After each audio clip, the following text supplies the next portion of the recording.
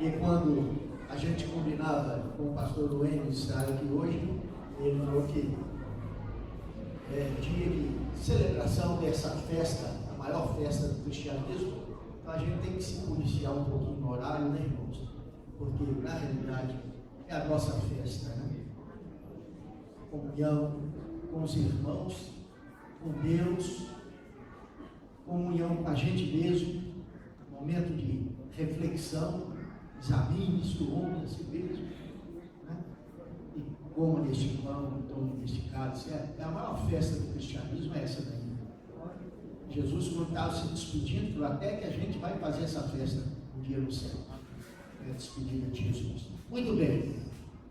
Prazer muito grande estar aqui com os irmãos, nessa igreja querida, que a gente vê a cada dia que chega aqui, tem coisa nova, tem arranjo novo, né? E graças a Deus por isso. O tempo está bonito, mas eu sempre costumo dizer, quando vou a um local que eu vejo que está sendo bem tratado, bem, não é? Que já temos um ar que pode refrescar na época do calor maior e tal, eu sempre falo, ó, espero que a igreja que aqui se reúne seja tão bonita quanto esta construção que nós estamos nela.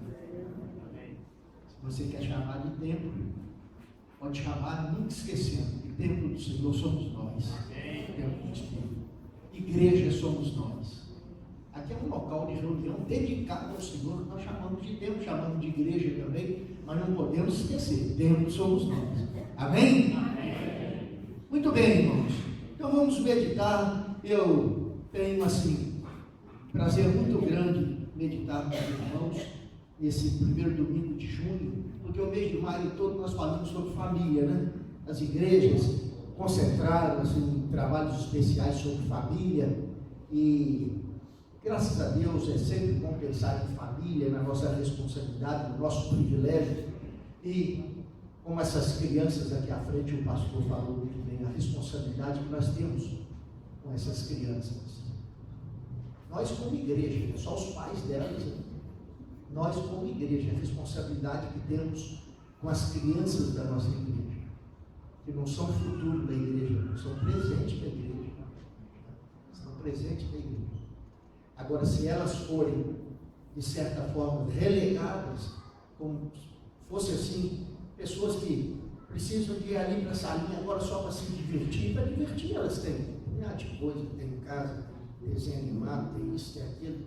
Aqui é um lugar das crianças serem também exercitadas, né, no conhecimento da palavra de Deus, dentro dos limites delas, né, dentro da compreensão delas, mas palavra de Deus. Porque senão, não vai acontecer aqui no Brasil, olha lá se não já está acontecendo, o que o pastor Luiz falou que acontece na Europa, acontece na América, tudo mais, uma geração que surge na sua adolescência, mocidade, e já caminhando para uma maturidade, sem querer nada com as coisas de Deus.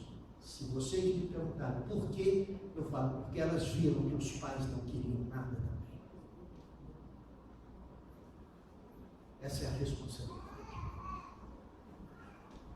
Que as crianças seguem os pais. Uma boa palavra, pastor. Sempre bom a gente refletir nisso. A nossa responsabilidade, para no fim falar, por que se afastou da igreja? Por quê? A resposta é só uma, como diz o pastor, porque a primeira e maior lição é o exemplo. E não viram isso de casa. Em mim, muitas vezes em você. Mas Deus haverá de ter misericórdia de nós. Ainda temos tempo de consertar, até esse ano. Aliás, nessa mensagem que eu prego agora, eu digo que nós estamos caminhando, irmãos, para metade do ano. Agora, no dia 30 de junho, é metade do ano. 6 meses. Janeiro, fevereiro, março, abril, maio, junho. Depois, os outros 6 meses. Julho, agosto, setembro, outubro, novembro, dezembro. Irmãos, nós, hoje é dia 6, estamos por 20 e poucos dias aí, para chegar na medida exata, metade do ano. E aí, eu quero falar nesse momento sobre o olhar de Jesus, um maravilhoso olhar de Jesus para nós. E quase que eu me pergunto, e você pode se perguntar também. Jesus nos olhando nessa metade de ano, nós estamos quase na cruzada da segunda metade, derradeira do ano. Se Jesus olhar a nossa vida nessa primeira metade do ano, a minha e a sua. Será que ele fala assim? Não, irmão, continua assim. Irmãzinha, continua. Não, essa primeira metade, ó, nota, está aprovado. Nessa primeira metade, você está bem, continua assim, está bem. Ou Jesus falaria para mim, falaria para você essa noite, ó, pelo que eu tenho visto, pelo que eu estou olhando nessa sua primeira metade do ano, tem uns detalhes que você corrigir para a segunda metade. Quando chegar no final do ano, você falou: ô Senhor, te dou graças porque caminhando nessa jornada longa de 2015, o Senhor está me permitindo chegar à igreja no dia do culto de passagem de ano para 2016, cheio de gratidão a Deus, cheio de vitórias e cheio de concertos na vida. Porque, irmãos, que coisa curiosa, não tem um dia que a gente não precise de consertar uma coisinha na vida da gente. Não tem. Seja eu um ancião com 77 anos, você com 30, com 20, com meia idade, 40, 50. Irmãos, não tem um dia que você, à luz da palavra de Deus, você não pense assim: não, eu tenho que consertar ainda, né? Esse negocinho ainda tem que ser acertado à luz da palavra. Não, tá bom, mas pode ficar melhor. Porque com Jesus é assim: o que você acha que está bom na sua vida, eu garanto, se você perguntar: Jesus, tem jeito de melhorar isso que eu estou achando que está bom? Ih, rapaz, você ainda não viu o que eu posso fazer disso aí? Está bom sim, está aprovado, mas eu posso fazer maravilhas ainda. Então eu quero dizer que Jesus, né, quero falar sobre esse olhar, maravilhoso olhar de Jesus, né, e dizer que eu estou me preocupando agora em falar: Senhor, estou chegando na metade do ano, 50% do ano. Como é que o Senhor olhou a minha vida nesse primeiro semestre? Onde, Jesus, que eu acertei e que o Senhor pode melhorar? Porque sempre pode melhorar. Você acha que está bom na vida? Sempre. Até a sua aparência física. Se você está gostando, irmão, do corte de cabelo, Jesus ainda pode melhorar. E de repente você vai chegar diante do espelho e falar: não é que o irmão falou lá? E agora estou gostando mais desse corte. Amém? É, porque Jesus tem interesse em tudo. Dizia um pastor antigamente: Jesus, quando vê as pessoas na igreja assim, tudo mais, uma a uma ele conhece, ele olha, ele sente o perfume que está usando. Se você trocou de perfume e Jesus não gostou, Jesus é capaz de segredar através de um anjo para você: não, volta para o perfume antigo, é melhor. Porque dizia esse pastor: Jesus conhece nosso nome, nosso endereço, nosso CPF e o desodorante que a gente usa. Conhece mesmo, conhece tudo. Então, como é que foi esse primeiro semestre nosso? Se foi bom, Jesus pode dizer para nós essa noite: ainda vamos melhorar. Se em alguma coisinha, irmãos, a gente só está protelando, deixando para resolver. Oh, Jesus! Mas não tem coisa que a gente devia ter resolvido hoje, que vai ficar para segunda, ou devia ter resolvido sábado, vai ficar... Não. Tem coisa que a gente era para ter resolvido no início do ano. Na área familiar, na área social, na área eclesiástica da igreja. Quanto projeto que nós podemos ter feito no início do ano? Senhor, me ajuda esse ano, eu quero ser fiel, eu disse, minha oferta. Meu Deus, te dou graça porque o Senhor é fiel, ainda que a gente seja, a Bíblia diz, o Senhor é, o Senhor tem me abençoado, tem abençoado minha casa e tudo mais. Eu não tenho visto, Senhor, não tenho tido amor por pessoas, em saber que minha igreja está bonitinha, está assim, coisa, mas eu estou sendo negligente, e o Senhor está me abençoando, e eu negligente, o Senhor está me abençoando. Senhor, desde o início do ano, eu já tinha comigo um compromisso esse ano: eu vou ser fiel, eu disse na oferta, até hoje não fui. Jesus, eu vou fazer força para pagar o atrasado. Jesus fala: não você pagar o atrasado. Esse daí está na cruz do Calvário, está pago por você, inclusive esse atrasado. Começa a ser fiel da agora para frente. Não se preocupar com Jesus pagar o atrasado. Ele diz para você: começa a ser fiel da agora para frente. Ó Jesus, aquele negócio de família, é primo, é sobrinho, é coisa, mas nem a mola, não está bem resolvido. A gente está com cara fechado um do outro, todo dia no almoço em família. Cumprimento, mas aquele negócio amarelo, sem graça. Jesus estaria capaz de falar para você no início de ano, naquele culto de passagem de ano. Você já tinha isso na mente para esse ano: eu vou acertar essa minha situação com qualquer pessoa da minha família. Não é de dentro da minha casa, não. Eu vou acertar essa situação. Até hoje, não, estou esperando uma oportunidade. Ai, irmão, misericórdia. Uma palavra, uma expressão que eu tenho pavor dela quando se fala, eu preciso cavar uma oportunidade para fazer isso. Cavar, que cavar, irmão? Ela já está na flor da terra, a oportunidade já cresceu, já é uma palmeira, é só chegar para colher os cachos das bênçãos. Amém?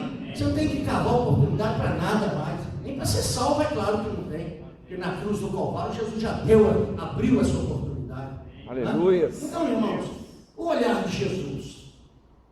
Como tem sido o olhar de Jesus para nós nesse primeiro semestre? Nós estamos começando, já vamos entrar na segunda metade. O que está atrasado? O que nós não fizemos? O que você precisa? Que decisão que você tem que tomar na sua vida?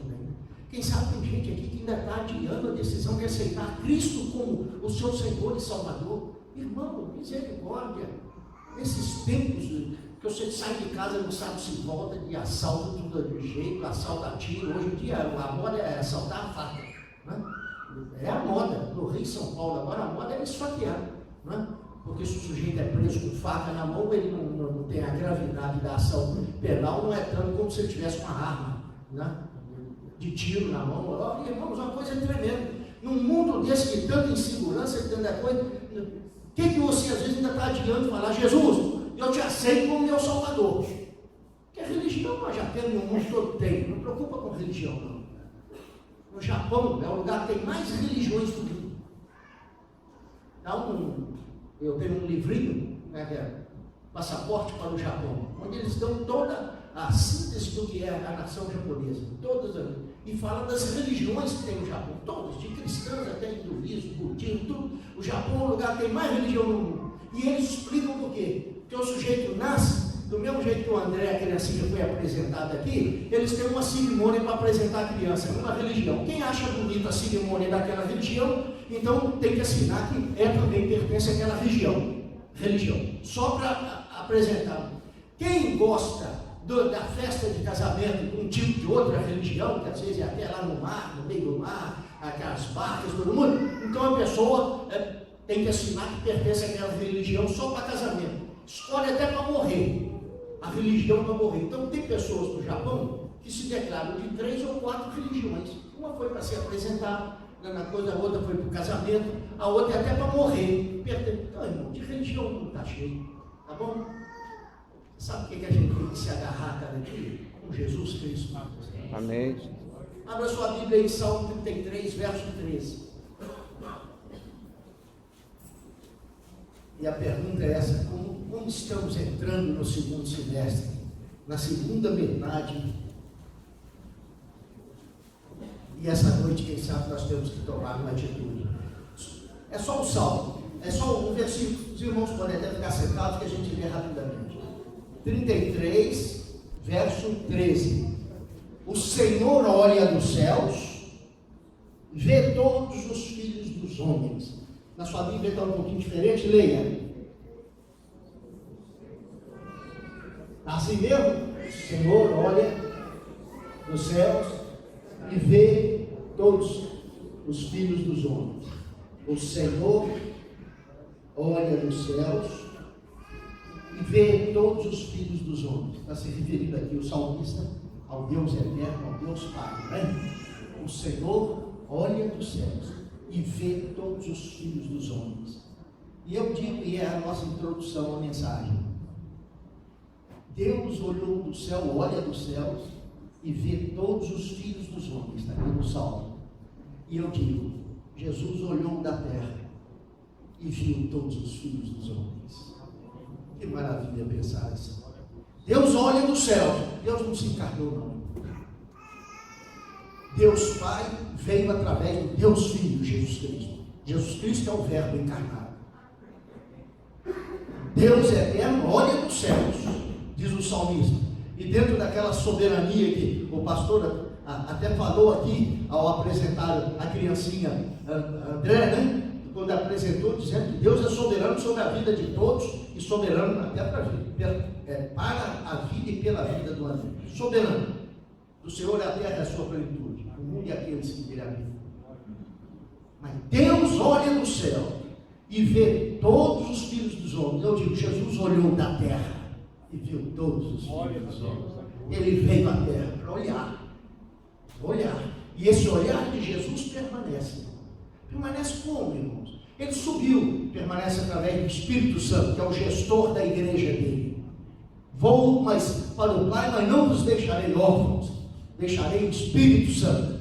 E ele há de falar, e ele há de testemunhar, de testificar de tudo que ouviu de Jesus. Esse Espírito Santo, ele tem que testificar até do olhar de Jesus para nós. O Espírito Santo tem que dizer o meu coração e o seu, irmão. E assim, como é que Jesus está nos olhando nesse primeiro semestre de 2015?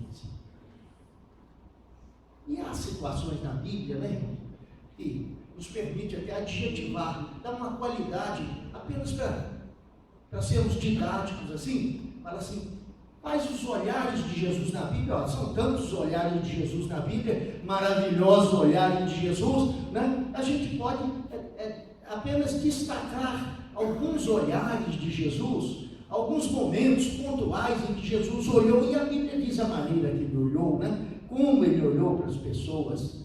Então, na realidade, em primeiro lugar, eu quero falar de Jesus. Uma vez teve um olhar amoroso, mas muito amoroso mesmo, para um jovem rico. Abra sua Bíblia em Marcos 10, 17, só para a gente ler um versículo lá, e não vamos. Em Marcos 10, 17, Jesus teve um olhar amoroso, irmãos, amoroso. Olha bem o que diz aqui. E pondo-se Jesus a caminho, correu um homem ao seu encontro e, ajoelhando-se, perguntou-lhe: bom mestre, que farei para herdar a vida eterna? Bem, aí tem a conversa de Jesus com ele. Vê o verso 21. Jesus fitando. Marcos 10, 17, é Jesus encontrando com o jovem rico. Jesus fitando, quer dizer, olhando firmemente para ele. O que diz a Bíblia? O amor. E disse: só uma coisa de falta. E aí vai dizer para ele: vai, vende o que tem, dá aos pobres, e terás um tesouro no céu. E então vem e segue. Ele, porém, contrariado com esta palavra, retirou-se triste, que era dono de muitas propriedades, e o coração dele estava preso nisso. Esse olhar de Jesus, irmãos, foi um olhar amoroso. Jesus fitando o amor, teve piedade, teve compaixão dele, porque ele estava preso às coisas materiais. Eu até penso o seguinte: se esse moço falar, Jesus, me dá um prazo para eu desfazer dessas coisas e voltar, e Jesus fala: não, meu filho, só queria te testar. Essa é por minha conta, né? Amém? Ah, mas eu acho que Jesus podia falar para ele: Jesus, estou saindo, eu tenho negócio na bolsa de valores, eu tenho ação, eu vou me desfazer. Jesus, pode ficar, meu filho, você vai aplicar esse negócio agora no reino. Isso tem sido objeto da sua idolatria, agora vem para o reino. Oh, que maravilha! Quando a gente vê uma pessoa que tem bênção, mas é avarenta até dizer chega, e coisa, irmão, e aí de repente aceita Jesus, e tem aquela luta tremenda que diz que a última coisa é converter o bolso, né, irmão? A gente converte o coração, converte o bolso, mas converter o bolso é difícil, né, irmão? Mas quando Jesus toca, e aqui vai moendo o sujeito por dentro, e vai falando: rapaz, olha lá na igreja, quantos que são fiéis, quantos que têm amor a missões, quantos que cooperam, e você está preso nisso, você está preso, o sujeito não aguenta. De repente ele passa. O pastor Jeremias aqui da 8ª igreja, um tempo falou de uma pessoa que foi lá, pedir a ele: me dá o privilégio de dar uma oferta aqui. Privilégio crente, de outra denominação, até, foi pedir, ele dá o privilégio de cooperar, porque está vendo um povo que está preocupado com missões, com obra social no Nordeste, não é, irmão? E eu sei de um caso lá em Governador Valadares, de um homem muito rico, esse não crente, que era amigo de um fazendeiro crente, membro de igreja, e que tinha um trabalho social muito grande lá em Valadares, Sociedade Missionária de Recuperação Humana, uma casa de recuperação de crianças. E ele, encontrando com esse amigo na rua, falou para ele assim: ô Cristiano, você está sumido. Falou: mas agora eu, depois dessa idade, 60 e tantos anos, eu resolvi também cooperar na diretoria, numa casa de recuperação de negócios. Cristiano, que é isso, rapaz? você depois dessa você está na hora de descansar, ir para sua fazenda, descansar, ir para essa cidade, mexer com menino, com delinquente, tudo. Não, mas a gente tem que fazer alguma coisa. Você quer ir lá conhecer?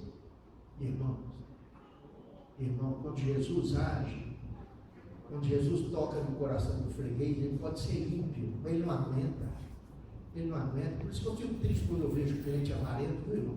E Jesus toca até no coração do ímpio, faz o ímpio tomar uma atitude tremenda. Esse homem foi lá, e o meu amigo Cristiano, né, começou a mostrar para ele o que eles faziam lá no cantinho daquela casa de recuperação, uma fabriqueta de vassoura mesmo.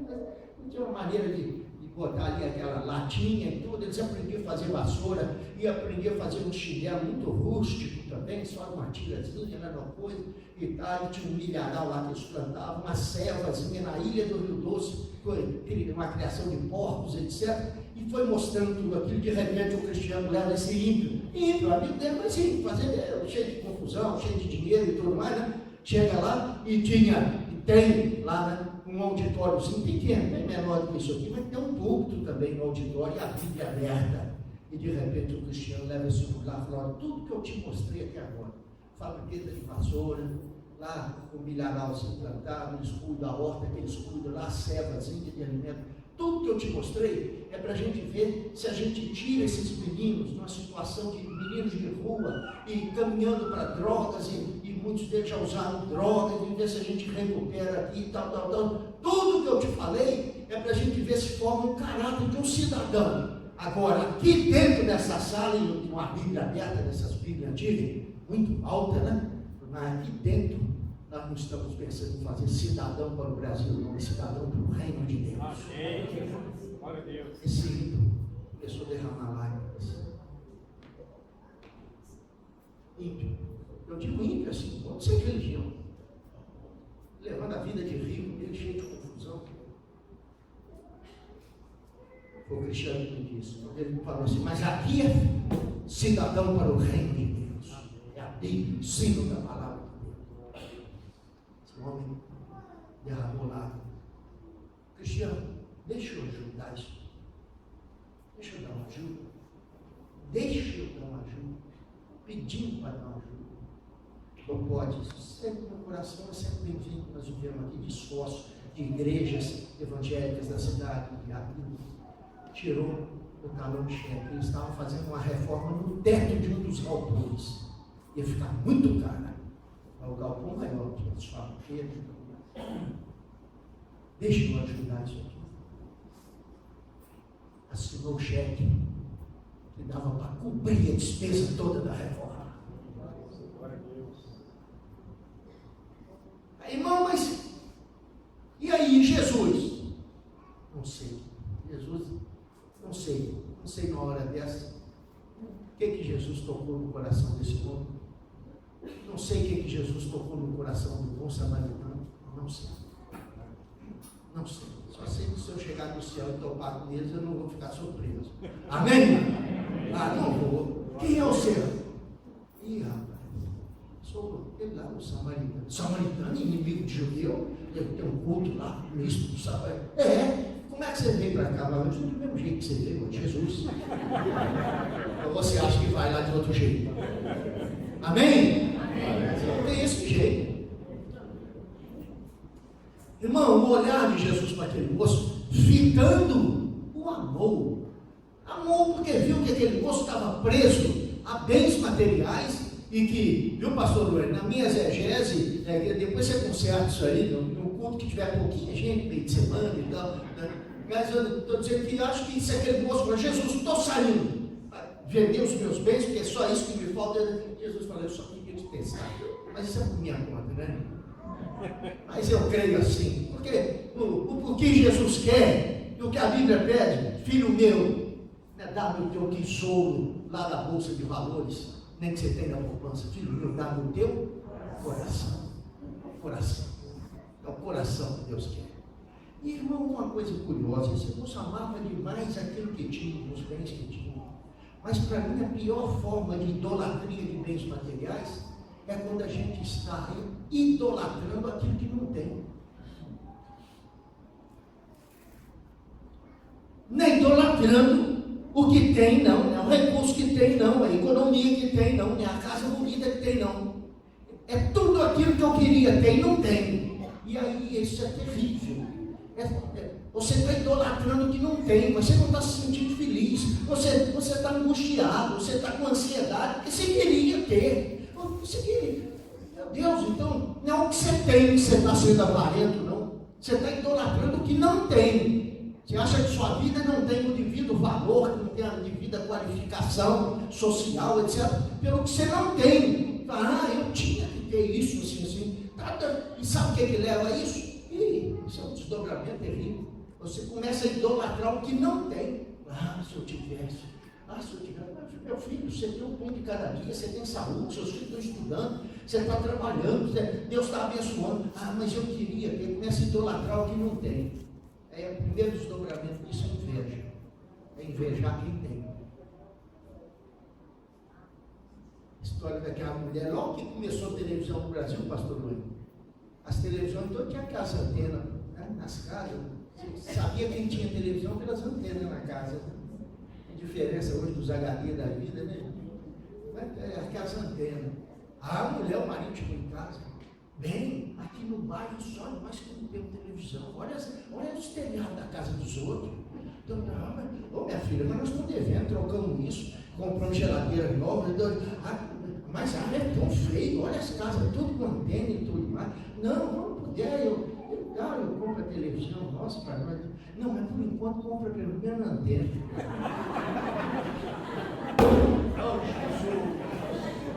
Oh, Jesus! Oh, pastor Luiz! Meu Deus, compra pelo menos a antena. Ô irmão, nós não podemos ter crente só de antena dentro da igreja, não. É ter crente com aparelhinho também da graça aqui dentro, amém? Uma salva de palmas para Jesus aí.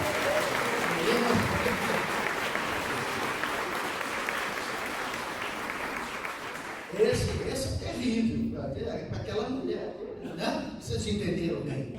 E eu digo que é um tipo de idolatria perigoso para aquilo que a gente não tem, ficar elegendo assim como se tivesse, estava resolvido. Já disse um pensador. Tem dois momentos a respeito de patrimônio da gente aumentado, né? Tem dois momentos que são importantes.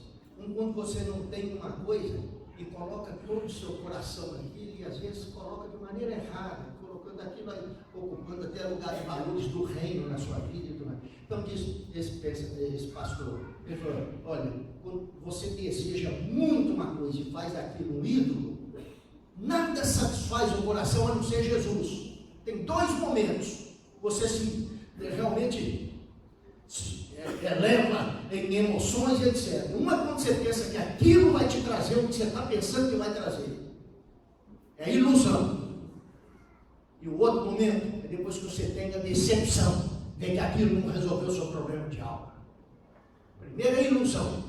Se eu tivesse uma casa, se eu tivesse um carro, se eu tivesse, eu poder comprar uma chácarazinha para ir passear com os meninos, para ter uma criaçãozinha lá ligar. Se eu tivesse, você está elegendo aquilo como algo que vai trazer satisfação e alegria para sua vida, para sua vida. Essa é uma primeira emoção efervescente, a ilusão. Depois que você tiver, você vai ver a decepção, porque nada substitui o buraco deixado pela ausência de Deus na vida da gente. Nada. Por isso que Jesus olhou para aquele irmãozinho lá, para aquele moço. Jesus olhou e fitando o amor profundamente. Mas há uma outra, e estou me policiando, viu, irmãos?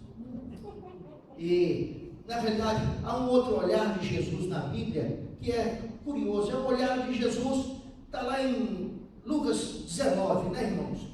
Não vou ler o texto também, nós conhecemos a história de Zaqueu, mas vamos ver, esse olhar de Jesus é um olhar aproximador de Zaqueu, né? Um olhar aproximador de Jesus para Zaqueu.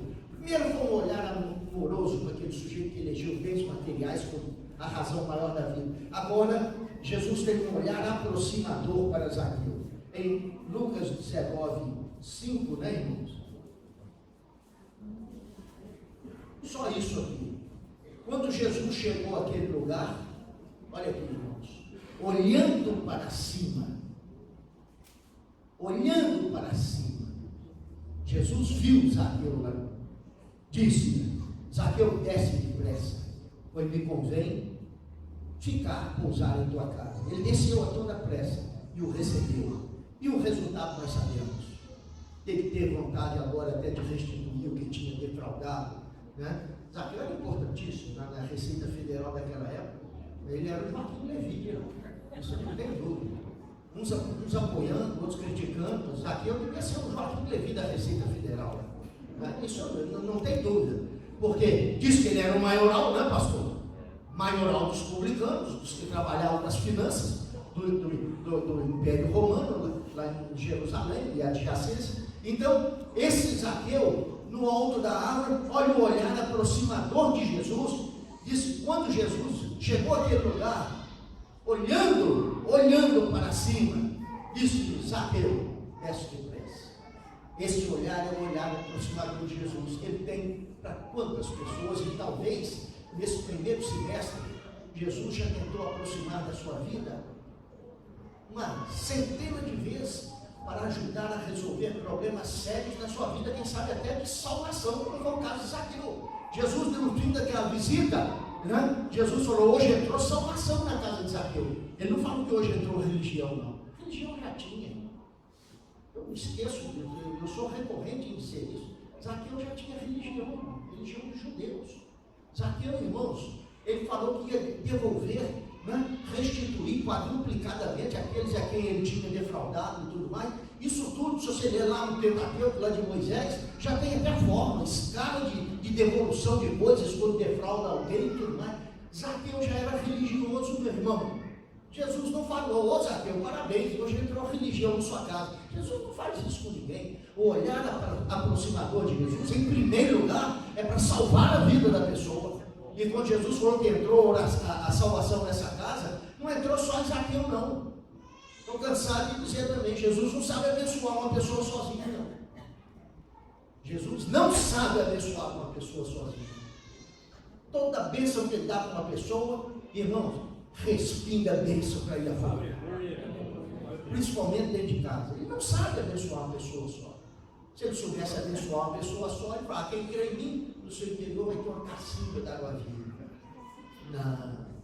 Quem crê em mim, no seu interior vai ter uma cisterna d'água viva. Não. Quem crê em mim, no seu interior vai ter um lago de água viva. Não. Isso tudo é muito pessoal, muito doméstico. Cacimba. Quem crê em mim, no seu interior fluirão rios de água viva. É rio que vai sair fertilizando a marca. É rio que vai sendo abençoador para descedentar tantos colegas de serviço, quanto tantos vizinhos, tantos amigos, tantos da própria família. Jesus não, é rio de água viva, não é cacimba não. Nenhum de nós tem cacimba não, nem represa, igual a lá de São Paulo, que já não está tendo água nenhuma. Não, no nosso interior é rio de água viva. Esse é o olhar aproximador de Jesus. Quem sabe tem pessoa aqui que Jesus está olhando e está falando igual falou para Zaqueu: rapaz, desce depressa. Eu acho que Jesus correu até o risco de Zaqueu ter que sair de lá e ir para o pronto-socorro, com perna quebrada e tudo mais, porque ele lá em cima, já empolgado com Jesus passando e tudo mais: Zaqueu, desce depressa. Ele deve ter tomado um susto, pai. Deve ter pulado e tudo mais, um perigo de quebrar pedra lá, ia dar trabalho para Jesus, mas Jesus ia consertar na hora, amém? É claro, quando Pedro arrancou a orelha daquele sujeito lá, né, irmão? Arrancou e na hora Jesus falou: Jesus não vai levar para o pronto-socorro para dar ponto, não, deixa comigo. Botou lá e colou aquele negócio lá e pronto, amém, irmão? Fala para a pessoa ao seu lado: Jesus é maravilhoso. Que coisa. Jesus vai gastar pronto-socorro, nem nada, né? Vai ver que Marta e Maria devem ter pensado depois: ô Jesus, se ele soubesse que eu ia ressuscitar lá, senão nem ia gastar com caixão, ficou tão caro. Hoje funerária aqui na Judéia está tão caro, essa coisa está aparecendo lá no Brasil. Mas Jesus, larga essa porcaria aí, então, o que interessa é a vida do moço. Eita Jesus, né, irmão? Eita Budinha, você lembra daquele? Eita Budinha, mas esse Jesus empolga a gente, viu, irmão? Mas olha, Jesus está tendo com você um olhar aproximador, e vai ter com Zaqueu, e é depressa. Irmão, se é uma coisa que, irmão, vou deixar para o início do segundo semestre, agora, dia 1º de julho, quando começar a segunda banda do ano, eu vou me entregar para Jesus, eu vou fazer isso mesmo, irmão, você está falando só coisa. E uma das coisas que você falou que mais está me impressionando é que a gente pode idolatrar não é só o que tem, não, aquilo que não tem e tem cobiça para ter. Como que? Está faltando na minha vida isso. Se tivesse, aí entra na ilusão para depois lá na frente a decepção. Porque nada substitui o buraco deixado por Deus e pela presença de Deus. Se você tem que tomar uma atitude com Jesus, toma hoje. Fala para Jesus, Jesus, não é hoje. Se você tem alguma coisa para consertar, mas que já vem desde janeiro, não, deixa. Não, eu vou no início do segundo semestre. Não, irmão, hoje. Fala, Jesus, esse negócio que o senhor está me falando, que tem que ser consertado, eu estou sentindo o senhor se aproximar de mim, igual se aproximou de Zaqueu. Se aproximou para abençoar naquilo que ele mais precisava, de uma decisão. Hoje já tinha religião, mas não tinha a salvação que o senhor trouxe ao mundo. Esse é o problema do sujeito achar que a religião supre aquilo que ela não pode fazer. Né? Oh, aleluia. Só mais uma coisinha.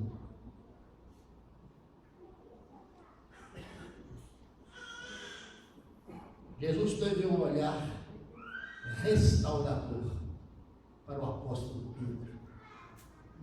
Esse olhar aqui, irmãos, restaurar e consertar, por voltar como no antigo. Restaurador.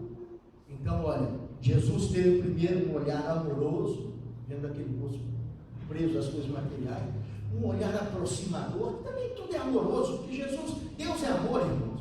Jesus é um amor encarnado. E o Espírito Santo é o amor aplicado, a bênção da salvação aplicada. E a tal ponto que alguém comenta aquele fruto do Espírito lá de Gálatas 5 e fala, não é à toa que está em primeiro lugar fruto do Espírito, amor, não. Amor, alegria, paz, longanimidade, benignidade, bondade, fidelidade, mansidão, domínio próprio. Não é à toa que está o amor em primeiro lugar, não. Porque Deus é amor. Porque Jesus nos amou a ponto de dar a vida por nós. É o amor de Deus encarnado. O amor de Deus aplicado, que toma conta da igreja para que a gente se ame, para que a gente seja um, como Ele e o Pai, como Jesus e o Pai são um. Esse amor do Espírito Santo está na primeira coisa como fruto dele. Como fruto, primeiro aspecto desse fruto. Amor. Amor. Pai, Filho e Espírito Santo envolvido nesse amor. E sabe qual é a quarta força envolvida nesse amor?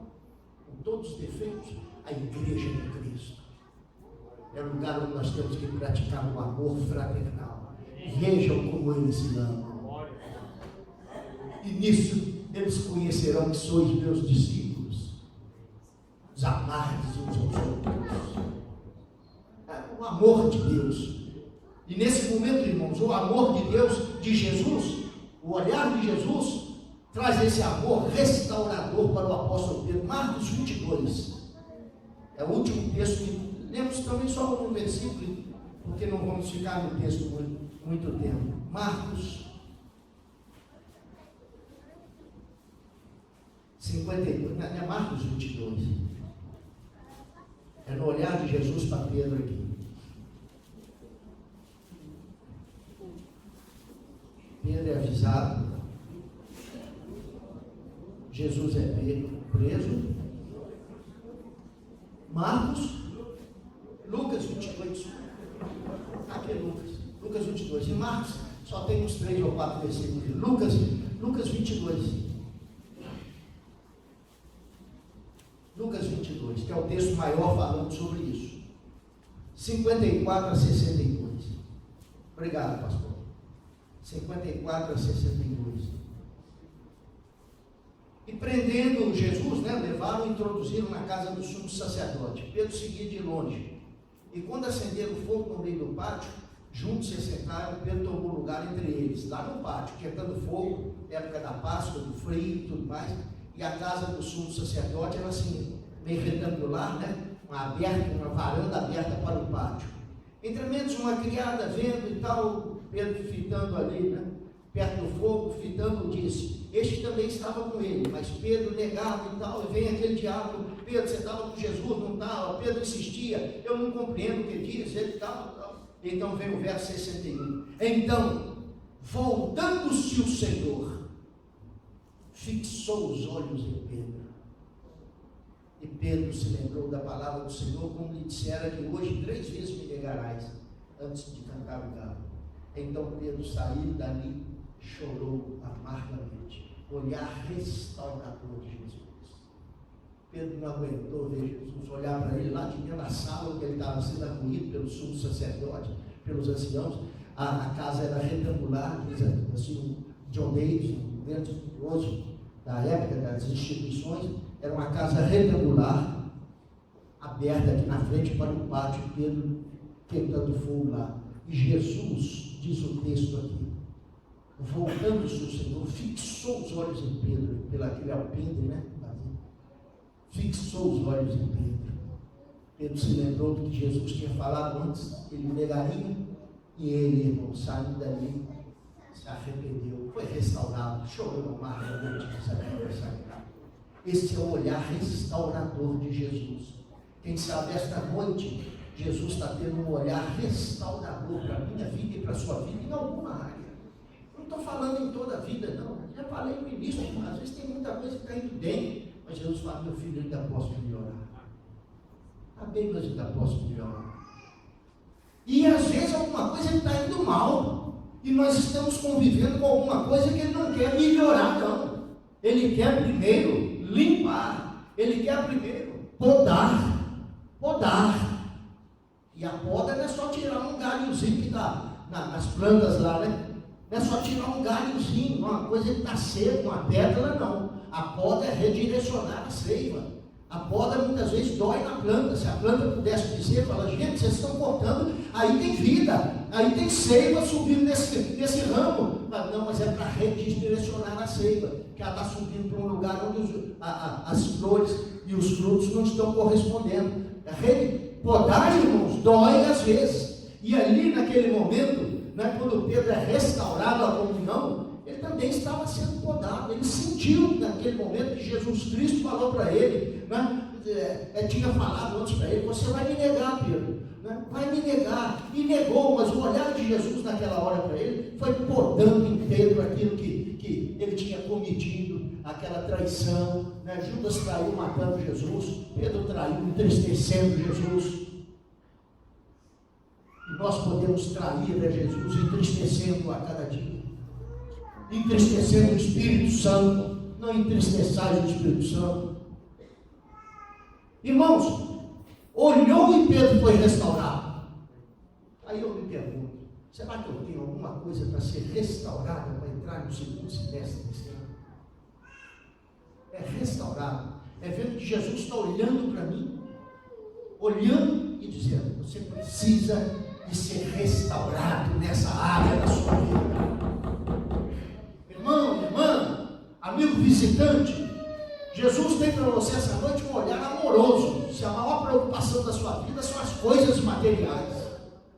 Há pouco tempo, pastor Coelho, eu preguei uma mensagem baseada lá naquela oração de Abacuque, que começa dizendo, ainda que a figueira não floresça, e aí vai, nem haja fruto na vide, né, que o produto da oliveira minta, os campos não produzam mantimento, as ovelhas sejam arrebatadas do aprisco, nos currais não haja gado, né? Ainda que isso tudo aconteça, eu exulto e alegro no Deus da minha salvação, que faz os meus pés andar altaneiramente como os da corça.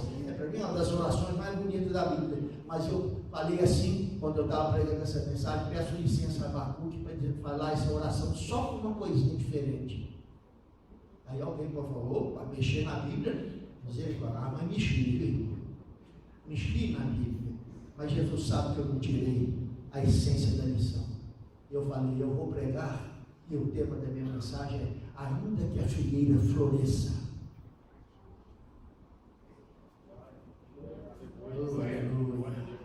Ainda que a figueira floresça, porque é a hora mais difícil de se exultar e alegrar com o Senhor, é quando está indo tudo bem, a figueira está florescendo, a videira está dando seus cachos de uva, nos currais, as vaquinhas estão dando leite, e está lá todo. Eu falei, a minha mensagem tem esse título, ainda que a figueira floresça, porque o próprio Deus fala daquele povo que era abençoado, quando tudo ia bem, prosperidade, e colheita boa e tudo mais, né? Aquele povo se afastava dele, aí Deus tinha que mandar o crescimento da lavoura, mandar praga e tudo mais, para eles ajoelhar outra vez e pedir a bênção de Deus.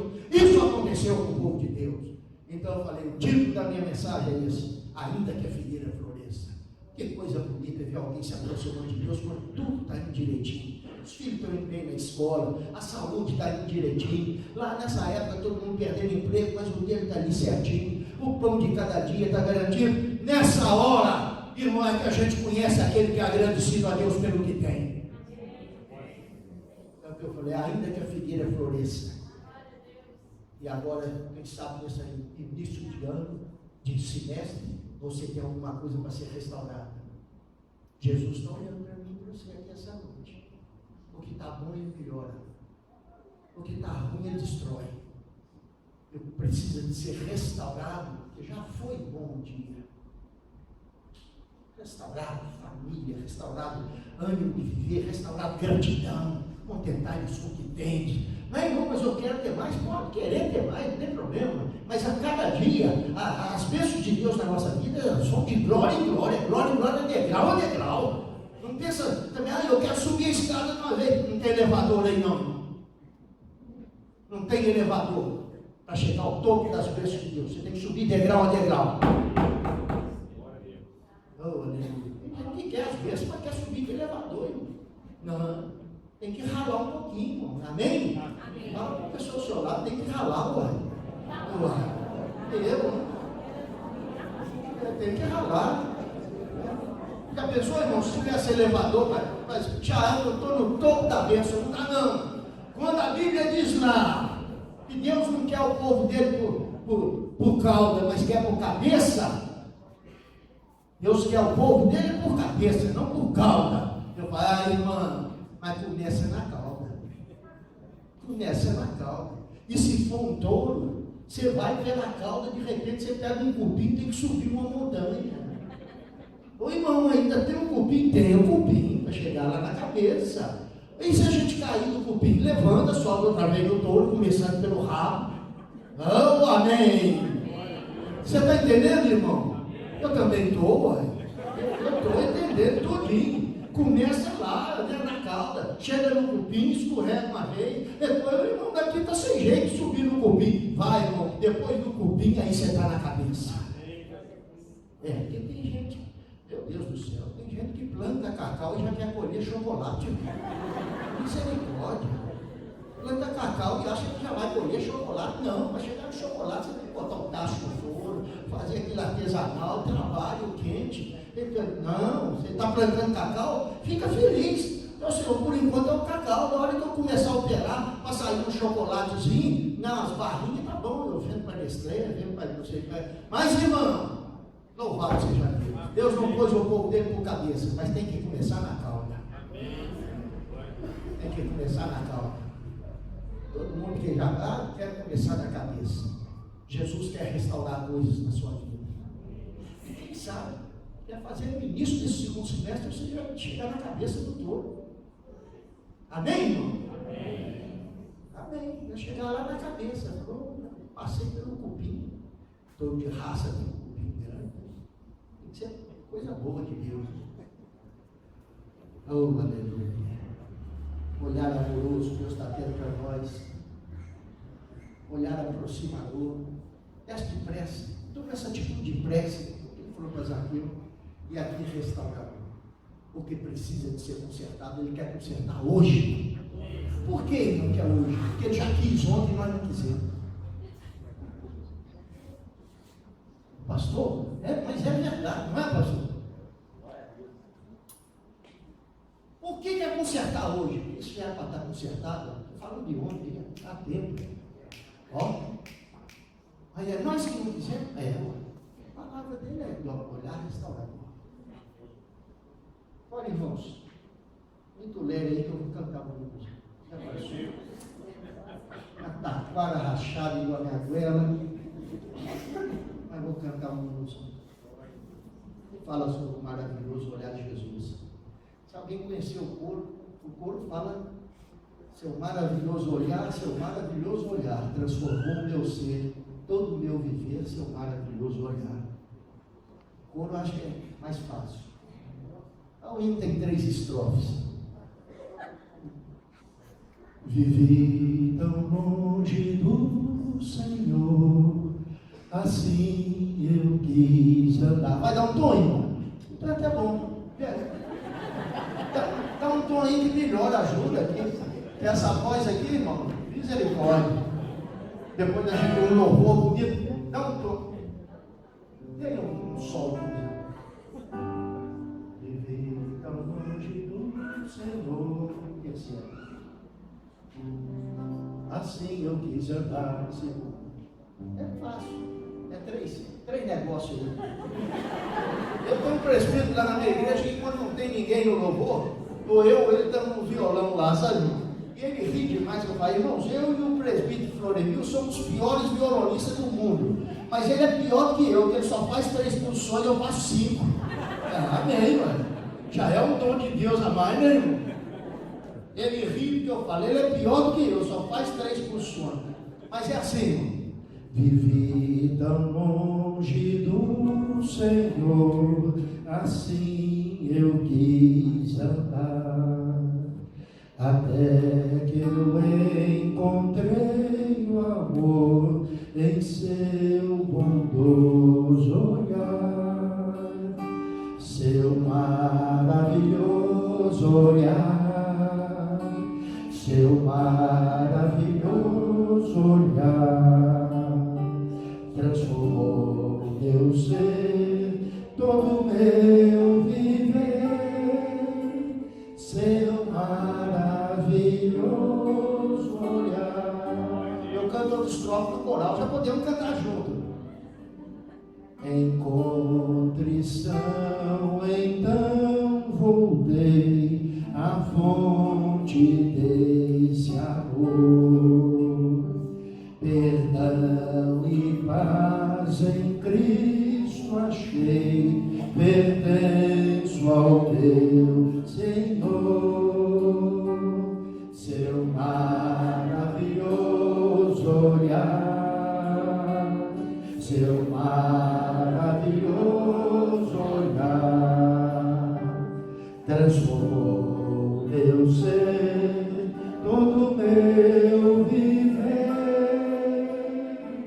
Seu maravilhoso olhar. Última estrofe.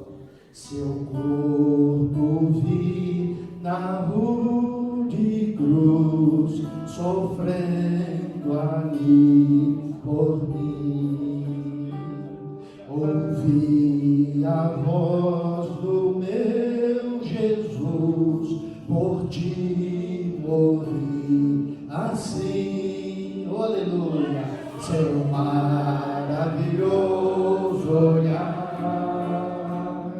seu maravilhoso olhar,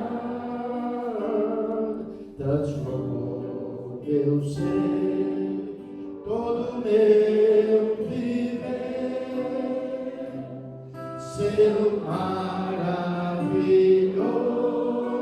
olhar. Aleluia. É assim o seu olhar, mais profundo que o mar, mais forte que o vulcão.